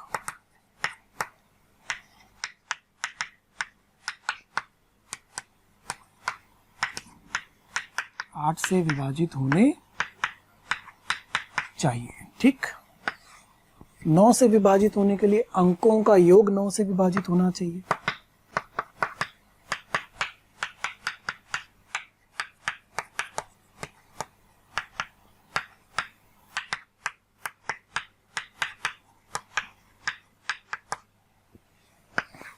और 10 से विभाजित होने के लिए अंतिम अंक 0 होना चाहिए।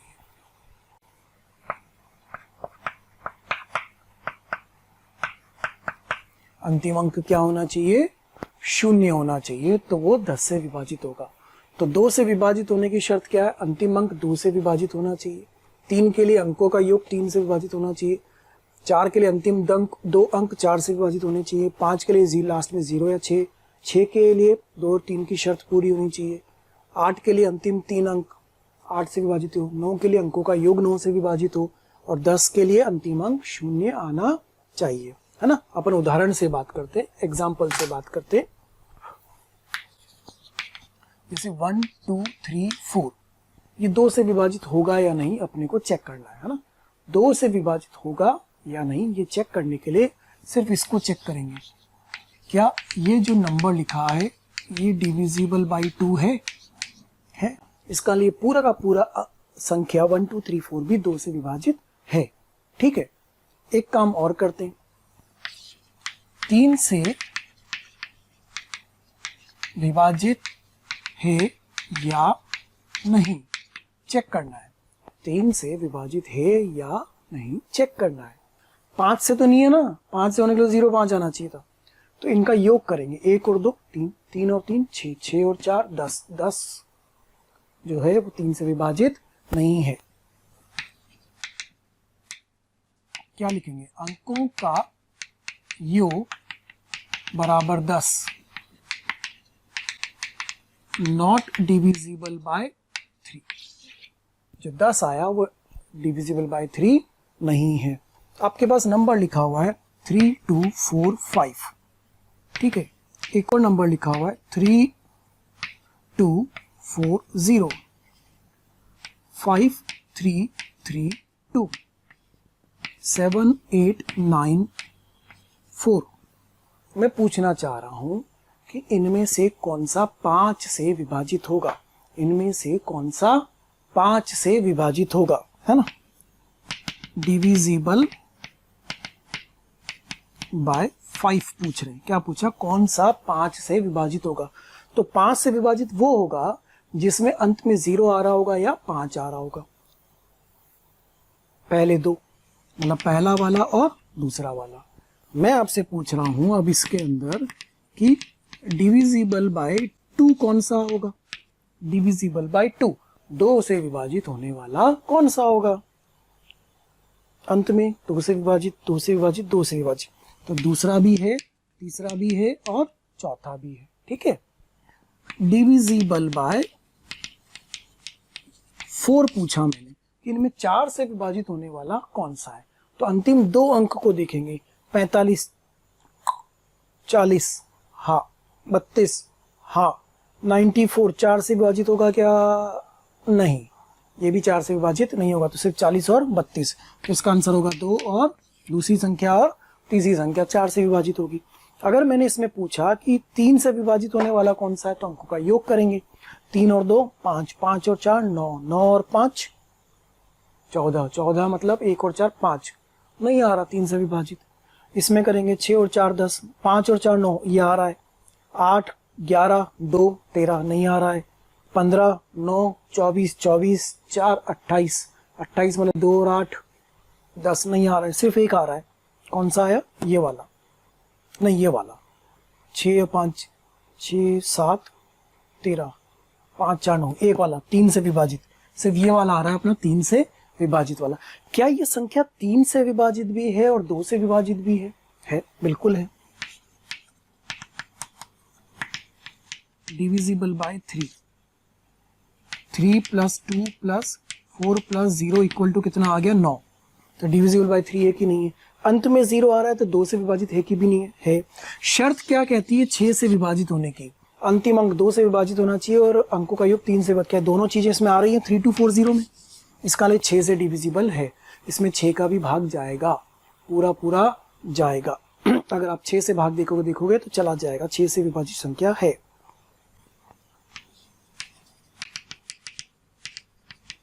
Divisible by 6। ये डिविजिबल बाय 6 क्यों आया? क्योंकि ये 2 की शर्त को भी पूरा कर रहा है, 3 की शर्त को भी पूरा कर रहा है। तो छोटे से उदाहरण से मैंने आपको बात बताई। अब इस पर आधारित एक अपन सवाल लेते हैं, बड़ा सवाल लेते हैं। सवाल है, एक संख्या दी है आपको, नंबर है n और वह नंबर है 2 1 p 5 3 q 4। 1 2 3 4 5 6 7 7 अंकों की एक संख्या दी है ना। 2 1 p 5 3 q 4 क्रमिक युग्मों p, q की संख्या बताएं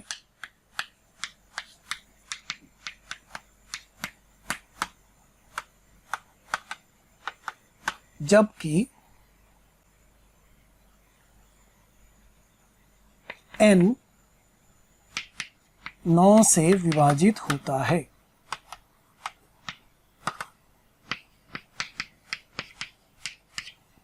क्रमिक युग्मों p, q की संख्या बताएं जबकि n संख्या किससे विभाजित होती है? 9। अब 9 से विभाजित होने की शर्त क्या है, पर उसके अनुसार समझते हैं। 9 से विभाजित होने की शर्त है कि अंकों का योग ज्ञात करो। यदि अंकों का योग 9 से विभाजित होगा तो संपूर्ण संख्या 9 से विभाजित होगी, अन्यथा नहीं होगी। तो अंकों का योग करते हैं अपन। n is equal to 2 1 p 5 3 q 4। तो 2 plus 1 plus p plus 5 plus 3 plus q plus 4। 2 और 1 3 3 और 5 8 8 और 3 11 11 और 4 15। ये मिला आपको p प्लस q प्लस 15। अगर ये योग 9 से विभाजित होगा तो संख्या 9 से विभाजित होगी। इसका मतलब p प्लस q प्लस 15 जो योग होगा वो 9 के पहाड़े में आना चाहिए। और वो क्या आना चाहिए? तो p प्लस q प्लस 15 बराबर 9 आ जाए, 18 आ जाए, 27 आ जाए, 36 आ जाए, 45 आ जाए, 54 आ जाए और भी 63 आ जाए, आ जाए, आता ही जाए भाई। ठीक है। अच्छा, ये p और q क्या है? p और q क्या है? अंक है। तो ये भी ध्यान देना कि जो p का मिनिमम वैल्यू होगा वो 0 और p का जो मैक्सिमम होगा वो 9 और q का जो मिनिमम वैल्यू होगा वो 0 और q का मैक्सिमम वैल्यू होगा वो 9 है। ये क्या बोल रहे सर? ये कहाँ से क्या चीज आ? अरे भाई ये अंक है ना, अंक अंक। तो अंक कौन कौन से होते हैं? अंक क्या क्या होते हैं? 0 1 2 3 4 5 6 7 8 9 सारे गा मा पा धा नी, है ना? 9 ही तो होते हैं। 0 1 2 3 4 5 6 7 8 9। इसका मतलब p जो होगा वो इन्हीं में से होगा और जो q होगा वो भी इन्हीं में से होगा। इसका मतलब p का जो अधिकतम मान होगा वो 9 होगा, q का अधिकतम मान 9 होगा, p का मिनिमम वैल्यू न्यूनतम मान 0 होगा, q का न्यूनतम मान 0 होगा। क्या p को 10 20 50 ले सकते हैं? नहीं ले सकते। क्या q को माइनस में ले सकते हैं? नहीं ले सकते। अंक है ये 0 1 2 3 4 5 6 7 8 9, इन्हीं में से p और q आ गया। इसीलिए मैंने बोला कि न्यूनतम तो 0 होगा और q और p अधिकतम 9 होगा। ठीक है। अब अगर इसको हम उसके पहाड़े में लेके जा रहे हैं और p और q दोनों न्यूनतम 0 0 भी हो जाएंगे तो भी 9 तो नहीं आने वाला। इसका 9 तो आएगा ही नहीं, संभव ही नहीं है। ठीक है। तो p प्लस q अगर मिनिमम बात करें तो भी कितना होने वाला है? 0। तो 9 तो आएगा ही नहीं, 15 तो आएगा ही आएगा, 18 आ सकता है। अच्छा, p और q दोनों अधिकतम 9 9 हो जाएंगे तो p प्लस q मिला के अधिकतम भी कितना हो पाएगा? 18। तो 18 में 15 जोड़ोगे तो 27 तो मिल जाएगा, 36 नहीं मिलेगा, 45 54 63 कुछ नहीं मिलेगा। इसका मतलब p प्लस q सिर्फ किसके बराबर हो सकता है? Therefore p plus q plus 15 बराबर 18 या 27। ये दो चीजें बन रही हैं आपके पास। तो P प्लस क्यू बराबर 18 minus 15 and P plus Q बराबर 27 माइनस 15। तो P प्लस क्यू बराबर 3 मिलेगा एक तो, और एक मिलेगा P प्लस क्यू बराबर 12। बस कहानी यहाँ निपट गई। इसके आगे जा नहीं सकते क्योंकि P प्लस क्यू का अधिकतम मान 18 से ज़्यादा आ नहीं सकता, क्योंकि 9 और 9 18, 18 और 15 जोड़ेंगे तो 33, 33 के ऊपर जाएगा नहीं, 36, 45, 54 कुछ आएगा नहीं। अब इसके आंसर बनाना शुरू करते हैं। क्रमिक युग्म चाहिए उसको, क्रमिक युग्म चाहिए P और Q के मान। अब P और Q कहाँ से आएंगे? अंक। तो P और Q ऐसे कुछ बन जाए कि 3 आ जाए। तो P बराबर 0 तो Q बराबर 3, P बराबर 1 Q बराबर 2, P बराबर 2 Q बराबर 1 और P बराबर 3 Q बराबर 0। P बराबर और कुछ हो ही नहीं सकता। तो इस तरह के क्रमिक युग्म कितने आए? 4, 4 पेयर्स। इस प्रकार के कितने युग्म मिलेंगे हमें? 4, जिनका योग कितना आ रहा हो? 3। अच्छा, अब ऐसे युग्म लाओ जिनके योग कितना आ रहा हो? 12 आ रहा हो। तो P बराबर 0 Q बराबर 12, असंभव, क्योंकि Q का मान तो अधिकतम कहाँ तक जा सकता है? 9 तक। तो 9 से तो बड़ा Q हो नहीं सकता, तो ऐसा तो होगा ही नहीं। इसका मतलब P का मान 0 भी नहीं होगा। तो P का मान कहाँ से शुरू होगा बेटा? P बराबर 3 Q बराबर 9, P बराबर 4 Q बराबर 8, P बराबर 5 Q बराबर 7, P बराबर 6 Q बराबर 6, P बराबर 7 Q बराबर 5, P बराबर 8 Q बराबर 4, P बराबर 9 और Q बराबर 3, P बराबर 10 नहीं होगा, क्योंकि P और Q फिर इसी में से आने वाले अंक। तो इस प्रकार के कितने युग्म मिले अपने को? 1 2 3 4 5 6 7। कितने पेयर मिल गए अपने को? 7। तो 7 युग्म तो इस तरह के होंगे जिनका योग 12 आ रहा होगा, 4 युग्म इस तरह के होंगे जिनका योग 3 आ रहा होगा। तो कुल मिला के जो आंसर आएगा टोटल 11 युग्म हमें मिल जाएंगे। ठीक है, इस तरह से सवाल हल होगा। पहले क्या करा हमने? अंकों का योग निकाला। उस अंकों के योग को किसके विभाजित लाना है? 9 के पहाड़े के अनुसार देखा, लेकिन ध्यान रखा कि P और Q अंक होने चाहिए। तो अंक कितने होने चाहिए? 0 से 9 के बीच में से आने चाहिए। तो P प्लस Q का न्यूनतम मान 0, अधिकतम मान 18, उसके अनुसार इसको हल करा है। क्लियर इतनी बात? ओके, चलिए ठीक है, थैंक यू। जो वीडियोज़ आप देख रहे हैं, जो वीडियोस हम आपको पढ़ा रहे हैं, यदि आप वीडियो वो चाहते हैं और भी मटेरियल चाहते हैं, स्टडी मटेरियल चाहते हैं, तो आप एक नंबर नोट कर लीजिए और उस नंबर पर कॉल कीजिए। नंबर है 1821 21 799, अर्थात 1800 21 799। Thank you.